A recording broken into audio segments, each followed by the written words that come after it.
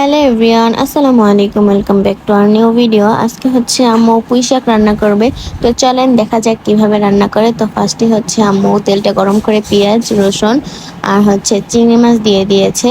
সাথে হচ্ছে গিয়ে হলুদের গুঁড়া, মরিচের গুঁড়া আর হচ্ছে লবণ দিয়ে দিছে। এখন ভালো করে মশলাটা কষাবে। এখানে হচ্ছে আম্মু ভালোভাবে মশলাটা কষিয়ে নিচ্ছে যেন কোনোভাবে মশলার গন্ধ না আসে।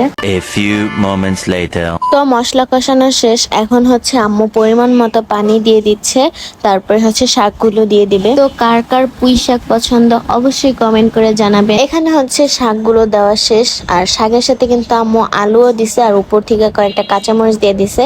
এখন এটা হচ্ছে ঢাকনা দিয়ে ঢেকে রাখবে। তো আম্মু এখানে হচ্ছে ঢাকনাটা উঠিয়ে শাকটা হালকা একটু লাড়া দিয়ে নিল।